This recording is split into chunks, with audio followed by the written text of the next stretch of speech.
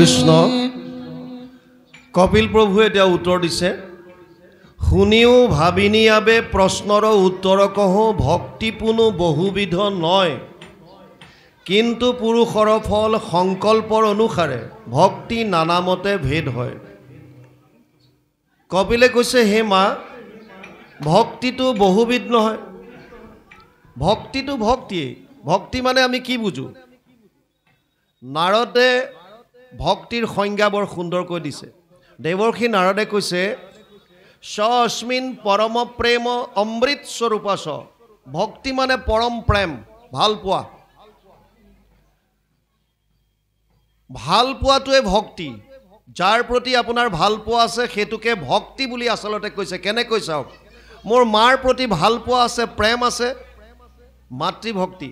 মই দেউতাক ভাল পাওঁ, পিতৃভক্তি। মই দেশখনক ভাল পাওঁ, দেশভক্তি। আৰু তেনেকৈ মই ভগৱানক ভাল পাওঁ, ভগৱত ভক্তি। কৃষ্ণক ভাল পাওঁ, কৃষ্ণ ভক্তি। ভক্তি মানে প্ৰেম। যেতিয়ালৈকে ভগৱানক ভাল পাব নোৱাৰিম তেতিয়ালৈকে আমি ভক্তি কৰিব নোৱাৰোঁ। আৰু ভগৱানক আপুনি ভাল পাব কেনেকৈ পাৰিব? এতিয়া ক'ত আছে ভগৱান, এই বস্তুটো আগতে জানিব লাগিব। কপিলে মাক দেৱহূতিক কৈছে, মা অহম সৰ্বেষু ভূতেষু ভূতাত্মানম অৱস্থিত সদা তম অৱজ্ঞায় মাম মৰ্ত কুৰুতে অৰ্চ বিৰম্বনম। 3:29-21 তৃতীয় স্কন্ধ 29 নম্বৰ অধ্যায় 21 নম্বৰ শ্লোক ভাগৱত। কপিলে কৈছে মা মই সমস্ত প্ৰাণীৰ শৰীৰত আছো। সমস্ত প্ৰাণীৰ কুকুৰ শৃগাল গৰ্দৰ ভৰো আত্মা ৰাম জানিয়া সবাকো পৰি কৰিবা প্ৰণাম। গুৰুজনাই কীৰ্তনত লিখিছে। কপিলেও কৈছে মই সমস্ত প্ৰাণীৰ শৰীৰত আছো। অহম সৰ্বেষু ভূতেষু ভূতাত্মানাম অৱস্থিত সদা। আৰু মোক অৱজ্ঞা কৰি যিসকলে কেৱল মূৰ্তি এটাত, জড় মূৰ্তি এটাত মোৰ অৰ্চনা কৰে বা পূজা কৰে, ই অতি বিৰম্বনৰ কথা। সমস্ত ভূতত মই আছো সৰ্বক্ষণে, মোহক অৱজ্ঞা অতি কৰে যিটো জনে, বেদমন্ত্ৰে প্ৰতিমাত কৰয় অৰ্চন, নাহি তাৰ ফল কিছু হবে বিৰম্বন। চব মিছা। তেতিয়াহ'লে কেনেকৈ কৰিম? যিটো চৈতন্য শক্তি সমস্ত প্ৰাণীৰ শৰীৰত বিৰাজমান আছে, এই চৈতন্য প্ৰাণীবিলাকক ভাল পাবলৈ দিছে, প্ৰেম কৰিবলৈ দিছে। আচল ভক্তি প্ৰেম কৰিব লাগিব। অতঃ মাম সৰ্বভূতেষু ভূতাত্মানম কৃতালয়ম অৰ্হয়েদ দান মানভ্যম মৈত্ৰেয় অভিন্নেন চক্ষুষা। 3:29-28 তৃতীয় স্কন্ধ 29 নম্বৰ অধ্যায় 28 নম্বৰ শ্লোক। কপিলে দেৱহূতিক কৈছে মা মোক ভক্তি কেনেকৈ কৰিবা শুনা। মই যিহেতু সমস্ত প্ৰাণীৰ শৰীৰত আছো, গতিকে মোক তুমি কেনেকৈ পূজা কৰিবা, সেৱা কৰিবা? প্ৰথম কৈছে দান। কি দান দিবা? টকা পইচা। জীৱ জন্তুক টকা পইচাই কি কৰিব? মানুহে বাৰু কিবা কামত লগাব, বাকীবিলাকে। আপোনাৰ যদি চোতালত পুৱা চৰাই কেইটামান পৰিছে, আপুনি বিষ্ণুময় জ্ঞান কৰি চাউল এমুঠি দিয়ক। আপোনাৰ ঘৰলৈ কিবা এটা জীৱ জন্তু আহিছে, কুকুৰ আহিছে, কিবা আহিছে, আপুনি পাৰিছে কিবা এমুঠি দিয়ক। গৰম হৈছে, চাৰিওফালে খৰ মাৰিছে, চৰায়ে খাব বুলি, গৰু ছাগলীয়ে খাব বুলি পানী অলপ যদি উলিয়াই থয়, মনত ভাৱ আছে আপোনাৰ যে ইমান গৰম, প্ৰাণীবিলাকে কষ্ট পাব, বাহিৰৰ চৰাই আহি এই পাত্ৰটোতে পানী অকণমান খাব, গাটো তিয়াব, ভাৱ। এয়া আপোনাৰ ভক্তি হৈ আছে কৃষ্ণৰ প্ৰতি। কেৱল আপুনি যদি ভাবিছে যে মই দুটামান ঘোষা শিকি ল'ম, দুটামান নাম শিকি ল'ম, কেৱল মই এনেকৈ কৰিম, না। কপিল প্ৰভুৱে কৈছে অৰ্হয়েদ দান মানভ্যম।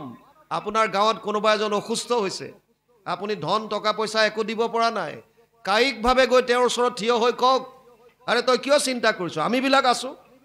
অভয় দান, অভয় দান। সেইটোতো বহুত আপোনাৰ ভক্তি হৈ গ'ল। আৰু সেইজনে পৰম শক্তি লাভ কৰিলে আপোনাৰ অভয়ৰ কাৰণে। এজন ডাক্তৰৰ ওচৰলৈ পেচেণ্ট গৈছে, ডাক্তৰজনে চেক কৰাৰ পাছত যদি অকণমান ডাঙৰ বেমাৰো যদি হয়, ডাক্তৰজনে যদি কয় এইটোতো সাধাৰণ, মই এনেকুৱা কিমান ঔষধ দিছোঁ, 3 দিনৰ ভিতৰত ভাল হৈ যাব, যোৱা, একো নাই, এইটো নৰ্মেল, আধা বেমাৰ তাতে শেষ। অভয় দান। কেৱল যে আপুনি ধন টকা পইচাৰে ভাল কথা, আপুনি যদি ধন দিব পাৰিছে, কাৰোবাক যদি কামত আহিছে আপোনাৰ পইচাৰে, 1 গুণ লগালে সহস্ৰ গুণ হয়।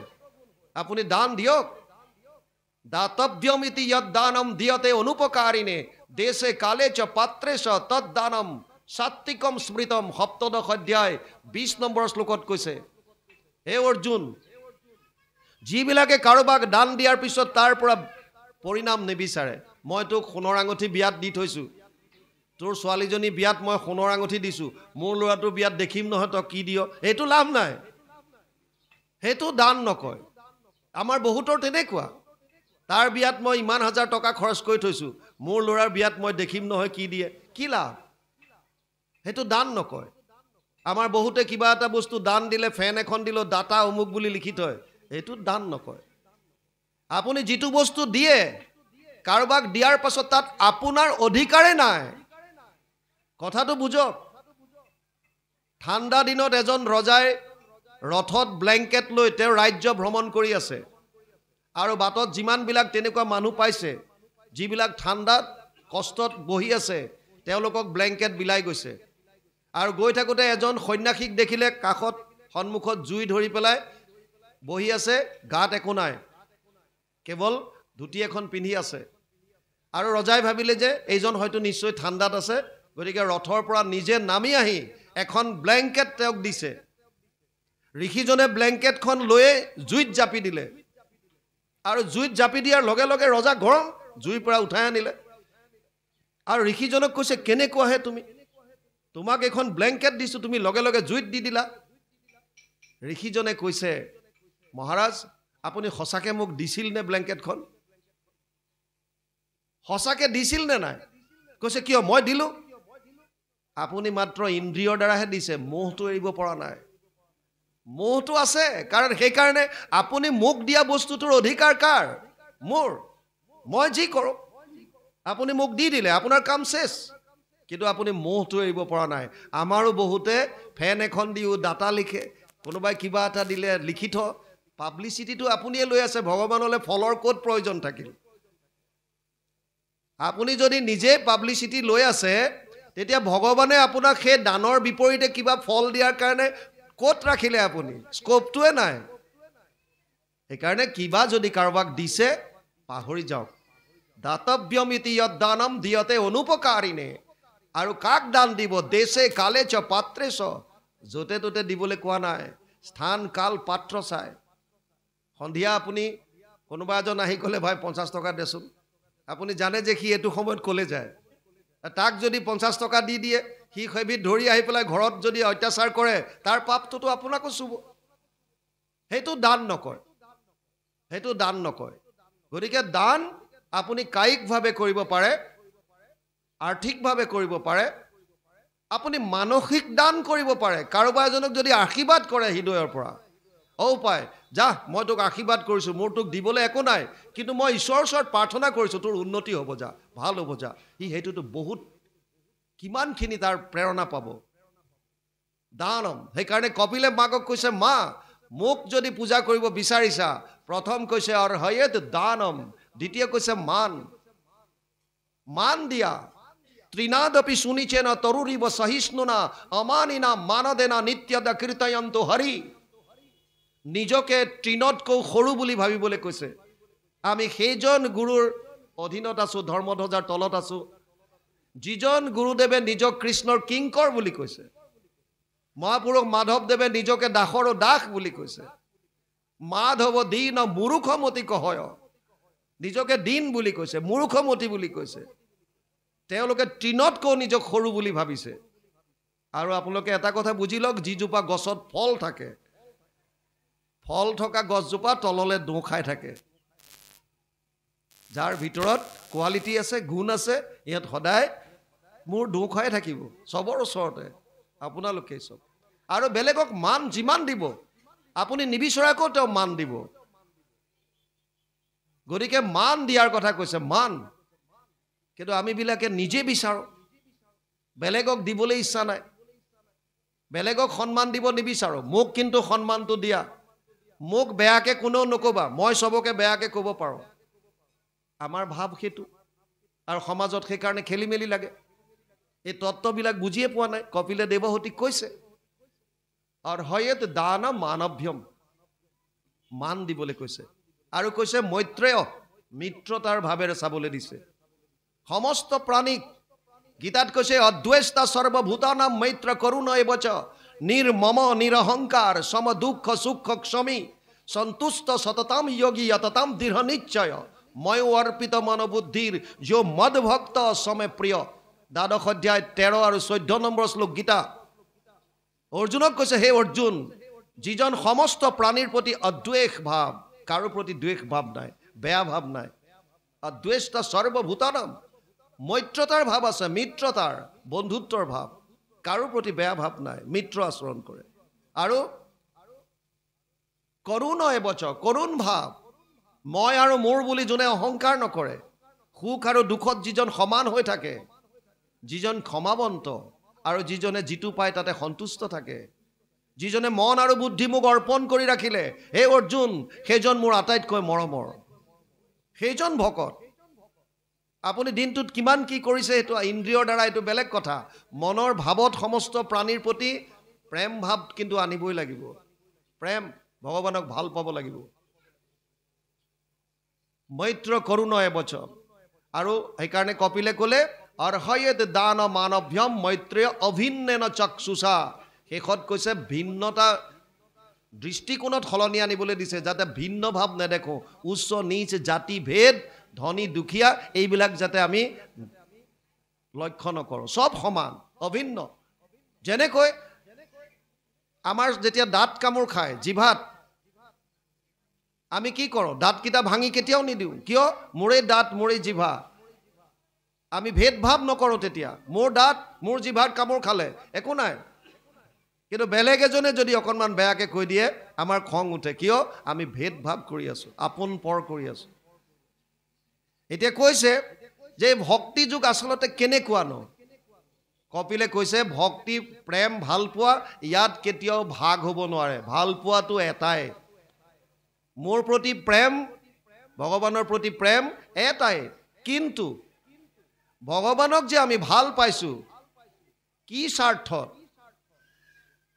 যদি স্বাৰ্থ নাই তেতিয়াহ'লে নিষ্কাম ভক্তি আৰু যদি স্বাৰ্থ আছে তিল মানুহ হওক তেতিয়াহ'লে সকাম ভক্তি এতিয়া ইয়াত কৈছে কিন্তু পুৰুষৰ ফল সংকল্পৰ অনুসাৰে ভক্তি নানামতে ভেদ হয় কেনেকৈ ভক্তিক ভাগ কৰিছে প্ৰথমতে দুটা নিষ্কাম ভক্তি সকাম ভক্তি সকাম ভক্তি 81 বিধ কেনেকৈ ভাগ কৰিছে চাওক অকণমান আগতে আমি ভাৱৰ ওপৰত কথা পাতিছিলোঁ আমাৰ মনলৈ তিনি ধৰণৰ ভাৱ আহে সাত্বিক ভাৱ ৰাজসিক ভাৱ তামসিক ভাৱ এইকাৰণে ভক্তিক প্ৰথমতে তিনিটা ভাগ কৰিলে সাত্বিক ভক্তি ৰাজসিক ভক্তি তামসিক ভক্তি সকাম ভক্তিৰ প্ৰথম ভাগ হৈছে তিনিটা সাত্বিক ভক্তি ৰাজসিক ভক্তি তামসিক ভক্তি প্ৰত্যেকৰে তিনিটাকৈ স্তৰ আছে উত্তম মধ্যম কনিষ্ঠ বা অধম সাত্বিকৰ তিনিটা স্তৰ আছে উত্তম মধ্যম কনিষ্ঠ ৰাজসিকৰ তিনিটা উত্তম মধ্যম কনিষ্ঠ তামসিকৰ তিনিটা উত্তম মধ্যম কনিষ্ঠ তে তিনি গুণ কিমান হ'ল 9টা প্ৰত্যেকৰে নৱবিধকৈ সাধনৰ ক্ৰিয়া ভাগ আছে শ্ৰৱণম কীৰ্তনম বিষ্ণু স্মৰণম পাদসেৱনম অৰ্চনম বন্দনম দাস্যম সাক্ষ্য আত্মনিবেদনম 7 5 23 সপ্তম স্কন্ধ পঞ্চম অধ্যায় 23 নম্বৰ শ্লোকত প্ৰহ্লাদে দৈত্য শিশুসকলক কৈছে হে দৈত্য শিশু সমস্ত ভগৱান কৃষ্ণক এই নৱবিধ ভক্তিৰ দ্বাৰা আমি সেৱা কৰিব পাৰোঁ শ্ৰৱণ কীৰ্তন স্মৰণ এনেকৈ কৰি শ্ৰৱণম কীৰ্তনম বিষ্ণু স্মৰণম পাদসেৱন অৰ্চন বন্দন দাস্য সাক্ষ্য আৰু আত্মনিবেদন এই 9বিধ ভক্তি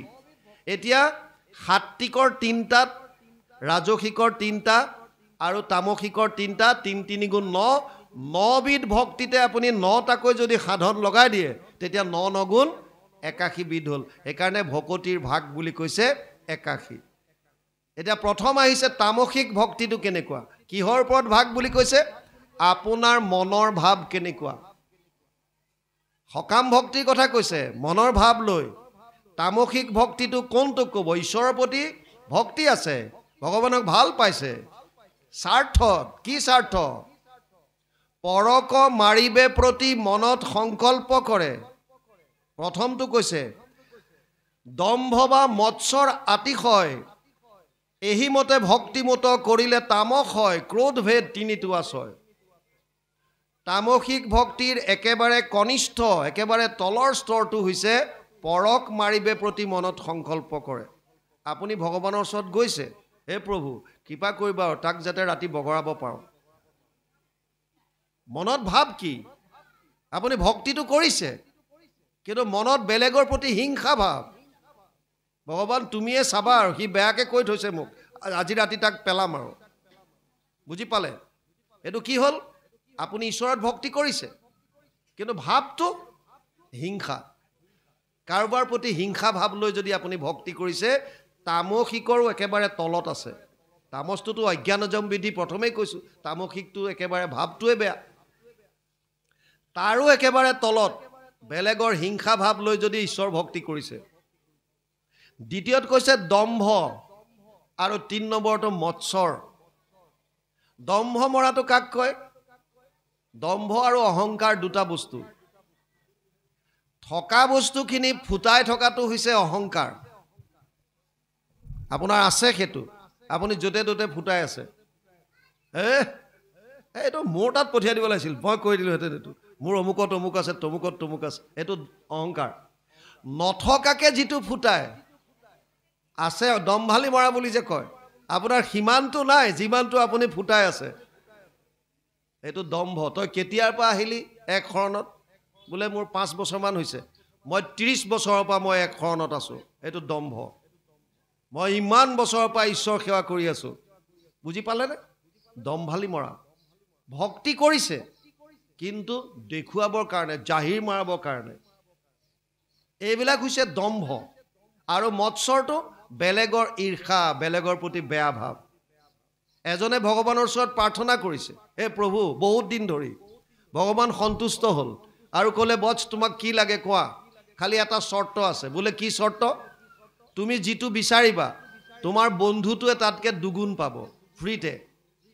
তেতিয়া চিন্তা লাগিয়ে গ'ল, মই ইমান দিন কষ্ট কৰিছোঁ, মই যদি 1 লাখ টকা বিচাৰোঁ আৰু বন্ধুটোক মনে মনে দেখিব নোৱাৰে, কাষৰে, ভাবিছে সিটো ফকটত পাই যাব 2 লাখ, কি হ'ব এতিয়া? মই যদি 10 লাখ বিচাৰোঁ, সিটো 20 লাখ পাব। বেলেগৰ বেয়া ভাৱটো চিন্তা কৰি এতিয়া কৈছে যে মোৰ এটা চকু ফুটাই দিয়া। তেতিয়া লগৰটোৰ কেইটা চকু ফুটাব? বুজি পালে নে নাই? ভক্তিও যদি কৰিছোঁ, মনত বেলেগৰ প্ৰতি মৎসৰ ভাৱ, ঈৰ্ষা ভাৱ, বেয়া ভাৱ লৈ পেলাই ভক্তি কৰিছোঁ, আৰু ভগৱানে কৈছে মোৰ এটা চকু ফুটাই দিয়া। তেতিয়া কিয়নো তাৰ 2টা ফুটাব লাগিব, কাৰণ ভগৱানে কৈছে মই ডাবল কৰি দিম তাক। মোৰ ড্ৰয়িং ৰুমত এটা গাঁত বনাই দিয়া, তাৰ ড্ৰয়িং ৰুমত কেইটা গাঁত বনিব? 2টা। তেতিয়া মইতো এটা চকুৰে যেনেকৈ হোক খেপিয়াই মেলি পাৰ হ'ম, সিটো বেটা একোৱে নেদেখে, অন্ধ, গতিকে গাঁতত সোমাই। ভাৱ তেনেকুৱা আমাৰ। সেইকাৰণে এইটো তামসিক ভক্তি বুলি কৈছে। তামসিক ভক্তি 3টা স্তৰ।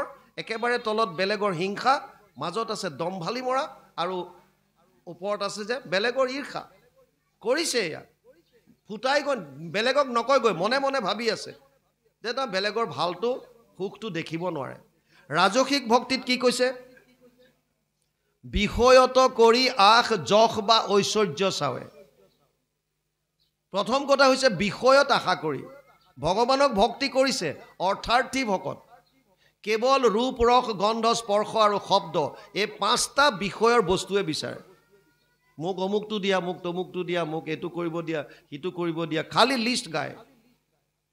যশ বিচাৰে, নিজৰ নেম এণ্ড ফেম বিচাৰে। ভক্তি কৰিছে, মোক মানুহে এনেকে বুলি ক'ব, মই সেইকাৰণে ভক্তি কৰিছোঁ। ভক্তি কৰাটো মানুহে ভকত বুলি কওক, মানুহে ভাল বুলি কওক, এইটো ফুটাবৰ কাৰণে। আৰু ধন, টকা, পইচা, ঐশ্বৰ্য। আৰু সেইসকলে, যিসকল ৰাজসিক ভকত, ৰাজসিক ভক্তি যোনে কৰিছে, প্ৰতিমাত মোহক পূজয়। যেনেকৈ ভাগৱতে এইসকলক প্ৰাকৃত ভকত বুলি কৈছে। প্ৰাকৃত মানে একেবাৰে তলৰ লেভেলৰ, যেনেকৈ ল'ৰা ছোৱালী প্ৰথম স্কুলত যেতিয়া ভৰ্তি কৰায় তেতিয়া ক বুলি লিখাৰ ওচৰতে এটা কল আঁকি দিয়ে। কিয়? ব্যঞ্জন বৰ্ণ যেতিয়া শিকাইছে ক মানে কল বা কমলা বুলি বুজাব, ফল এটা দিয়ে যাতে সিহঁতৰ মনত থাকে ক মানে কমলা, খ মানে খৰাহী, এনেকৈ শিকায়। তেনেকৈ ভকতৰ ক্ষেত্ৰত যিজন প্ৰাকৃত, যোনে একো অনুমান কৰিব পৰা নাই, তেওঁলোকে প্ৰতিমাৰ সহায় লয়, সেইসকলক প্ৰাকৃত ভকত বুলি কৈছে। কিন্তু তাৰ পাছতে তেওঁলোকে যেতিয়া তত্ত্ব বুজিব, ভকতৰ মুখে জানিব, তেতিয়া কপিলে মাকক কোৱাৰ দৰে চৈতন্য মূৰ্তিক সেৱা কৰিবলৈ ধৰিব। চৈতন্য মূৰ্তি, চৈতন্য মূৰ্তি মানে সমস্ত ভূতত মই আছোঁ সৰ্বক্ষণে, এই বস্তুটো। আৰু এতিয়া ইয়াত কৈছে এই ধৰণে যোনে ভক্তি কৰে, বিষয়ৰ আশা কৰি যশ বা ঐশ্বৰ্য যোনে চায়, এই তিনিও প্ৰকাৰে ভক্তি কৰিলে ৰাজসিক ভক্তি হ'ব। এতিয়া সাত্বিক ভক্তি কাক কয়? পাপ মোৰ হওক নাশ, একেবাৰে তলত, সাত্বিকৰ একেবাৰে তলত পাপ মোৰ হওক নাশ। মাজত আছে ভগৱন্ত হওক প্ৰীতি, আৰু একেবাৰে ওপৰত আছে, উত্তমত আছে নুহি অৱশ্যকে বিধি মানি। এই তিনিটা হৈছে সাত্বিকৰ ভাৱ। কেনেকুৱা? প্ৰথমটো কৈছে পাপ মোৰ হওক নাশ। সাত্বিক ভক্তি ভাল, বেয়া বুলি কোৱা নাই, কিন্তু তাতো অকণমান হ'লেও স্বাৰ্থ আছে। কি স্বাৰ্থ? যে মোৰ দ্বাৰা যদি কিবা পাপ হৈছে, হে প্ৰভু দয়াময়, মোৰ পাপবিলাক ক্ষমা কৰিবা। এইটো একেবাৰে তলৰ, সাত্বিকৰ তলৰ। তাৰ মাজত আহিছে ভগৱন্ত হওক প্ৰীতি। ভক্তি মই কৰিছোঁ যাতে ভগৱানে মোক ভাল পায়, মই প্ৰাণী দয়া কৰিছোঁ, জীৱৰ কল্যাণ কৰিছোঁ, ভাল ভাল কাম কৰিছোঁ। উদ্দেশ্য কি? মানুহে, ভগৱানে মোক যাতে ভাল পায়। আৰু তাৰ ওপৰত গৈ নুহি অৱশ্যকে বিধি মানি, মানে মানুহৰ জন্ম লৈছোঁ যেতিয়া কৃষ্ণত ভক্তি কৰাৰ বাহিৰে মোৰ কোনো আৰু বেলেগ লক্ষ্য হ'বই নোৱাৰে। মানুহৰ জন্ম সফল কৰিব পৰা উপায় মহাপুৰুষ মাধৱদেৱে ঘোষাত লিখিছে, হৰিৰ চৰণে শৰণ লৈলোঁ, এই হৰি নাৰায়ণ, মানৱী জনম সফল কৰিলোঁ, এই হৰি নাৰায়ণ। গতিকে মানুহৰ জনম সফল কৰাৰ উপায় কেৱল কৃষ্ণত একান্ত শৰণ বা হৰিৰ সেৱা, এই কথাটো বুজি লৈ বিধি বুলি মানি, নিয়ম বুলি মানি যিসকলে ঈশ্বৰত ভক্তি কৰিছে, সাত্বিকৰ উত্তম পৰ্যায়ৰ ভক্তি সেইসকল। এওঁলোকৰ মাজত আৰু নিষ্কাম ভক্তিৰ মাজত পাৰ্থক্য মাত্ৰ অকণমান। ইয়াত স্বাৰ্থ এটা আছে। কি স্বাৰ্থ? যে যিয়ে হওক মনুষ্য জনম সফল কৰিবৰ কাৰণে ঈশ্বৰত ভক্তি কৰিছোঁ। গুৰুজনাই কীৰ্তনত কৈছে, মনুষ্য শৰীৰ পাই যিটো নৰগণ, নকৰে তোমাৰ যদি শ্ৰৱণ কীৰ্তন, বিফলে জনম গৈলা ভৈলা সৰ্বনাশ, জীৱন্ততে মৰা সিটো ভাথিৰ নিশ্বাস। গতিকে ইয়াত ইয়াত কৈছে পাপ মোৰ হওক নাশ, ভগৱন্ত হওক প্ৰীতি, নুহি অৱশ্যকে বিধি মানি। ইতিনি প্ৰকাৰ ভক্তি কৰিলে সাত্বিক বুলি নিষ্ঠে মই কহিলোঁ বখানি। তাৰমানে ভক্তি যুগত ভক্তিক দুটা ভাগ কৰিলে, এটা হৈছে নিষ্কাম, নিষ্কামৰ কথা অহা নাই। এতিয়া সকাম ভক্তিৰ কথা কৈছে। সকাম ভক্তি 81 বিধ। 81 বিধ কেনেকৈ ভাগ কৰিছে? প্ৰথমতে আমাৰ মনৰ তিনি ধৰণৰ ভাৱ, সাত্বিক, ৰাজসিক আৰু তামসিক ভাৱ।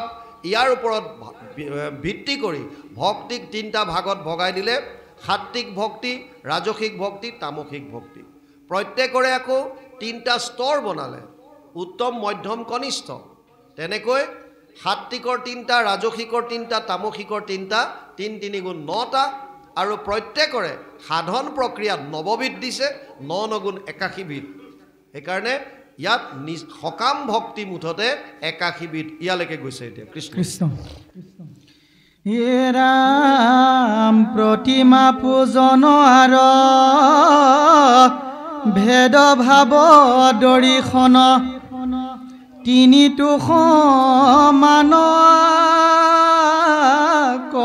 কয়, উত্তম মধ্যম ক্ৰমে তামসাদি ভক্তি মাজে, তিনি তিনি মতে ভেদ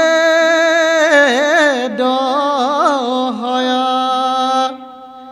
একো বিধি নব নব প্ৰকাৰে হৈ আছে ভেদ তাক বুজি বাহাদিয়ামতি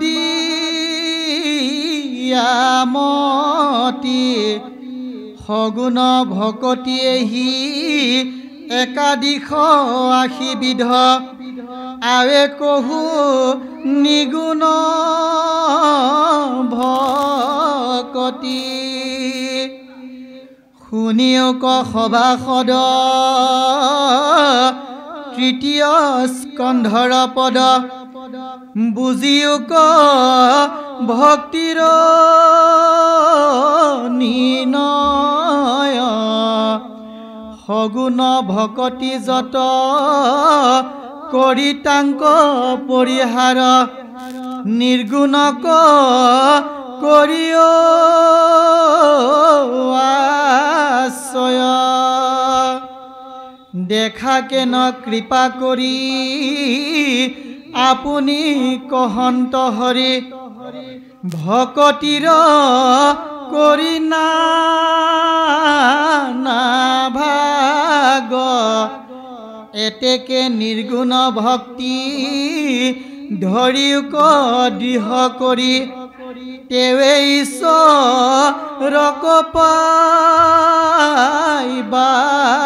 লাগ কৃষ্ণ পদে কৈছে প্ৰতিমা পূজন আৰু ভেদভাৱ দৰিখন তিনিটো সমানাক কয় উত্তম মধ্যম ক্ৰমে তামসাদি ভক্তি মাজে তিনি মতে ভেদ হয় আমি যেনেকৈ বুজাইছোঁ উত্তম মধ্যম আৰু অধম প্ৰত্যেকটো ভক্তিৰ তিনিটা ভাগ আৰু এইমতে কৰি একোবিধি নৱ প্ৰকাৰে হৈ আছে ভেদ তাক বুজি বাহা দিয়া মতি সগুণ ভকতিয়েহি একাধিক আশীবিধ আবে কহো নিৰ্গুণ ভকতি ইয়ালৈকে কি ক'লে একাধিক আশীবিধ আশীতকৈ এবিধ বেছি তাৰমানে একাশীবিধ ভক্তিৰ কথা ইয়াত সগুণ ভক্তিৰ বিষয়ে আমাক বুজালে ইয়াৰ পাছত অকণমান উপদেশ দিছে গুৰুজনাই এক শৰণ হৰিনাম ধৰ্ম প্ৰৱৰ্তন কৰাৰ পাছত এই ধৰ্মটো জনসমাজৰ মাজলৈ লৈ আহিবৰ কাৰণে বিশেষভাৱে দুটা সাধনৰ সহায় ল'লে এক হৈছে সাহিত্য আৰু আনটো হৈছে সংস্কৃতি সাহিত্যৰ ক্ষেত্ৰত তেওঁ পণ্ডিতসকলৰ কাৰণে সংস্কৃততো গ্ৰন্থ লিখি থৈ গৈছে ভক্তি ৰত্নাকৰৰ দৰে আৰু কিছুমান মৌলিক গ্ৰন্থৰ উপৰিও তেওঁ অনুবাদ কৰি আমি যাতে সমস্ত কথাখিনি বুজি পাওঁ সেই বুলি অনুবাদ কৰি উলিয়ালে তাৰে এখন গ্ৰন্থ হৈছে ভাগৱতৰ 12টা স্কন্ধ গুৰুজনাই অৱশ্যে নিজে অনুবাদ কৰা নাই তেওঁ কৰিছে প্ৰথম স্কন্ধ দ্বিতীয় স্কন্ধ তৃতীয়ৰ অনাদিপাতন ষষ্ঠৰ অজামিল উপাখ্যান অষ্টমৰ বলিচলন আৰু সাগৰ মন্থন দশমৰ আদি চোৱা শেষ চোৱাৰ পৰা কুৰুক্ষেত্ৰ যাত্ৰা একাদশ স্কন্ধ সম্পূৰ্ণ আৰু দ্বাদশ স্কন্ধ সম্পূৰ্ণ এয়া গুৰুজনাই নিজে কৰিছে তেওঁ অনুবাদ কৰোঁতে 2-3টা অধ্যায়ৰ মূৰে জনকল্যাণৰ হকে একোটাকৈ উপদেশ দি গৈছিল গুৰুজনাই নিজে অনুবাদ কৰা স্কন্ধ কিতাপ তেওঁ দিয়া উপদেশৰ সংখ্যা হৈছে 173টা এই 173টা উপদেশ আমি আমাৰ দ্বিতীয়খন গ্ৰন্থত সংকলন কৰিছিলোঁ আমাৰ উদ্বোধক ডাঙৰীয়া বৰাপে কৈছিল অথনি কহে গুৰু শংকৰ নাম দিছিলোঁ প্ৰথমখন আছিল গীতা সিন্ধু কহে গুৰু শংকৰৰ এটা কপি আমি আপোনালোকৰ বোকাবিল প্ৰাথমিকৰ বাবে আমি লৈ আহিছোঁ আমি অনুৰোধ কৰিম আলোচনা কৰাৰ প্ৰাক মুহূৰ্তত এই উপদেশ ভাগ আপোনালোকৰ প্ৰাথমিকৰ কোনোবা এজন আহি আমাৰ পৰা গ্ৰন্থভাগ গ্ৰহণ কৰি আমাক যাতে কৃতাৰ্থ কৰে আৰু তাৰ পাছত আমি এই উপদেশ যি কবিয়ে দিছে আমি সেইখিনি আলোচনা কৰিম কৃষ্ণ আহক কোনোবা এজন আহক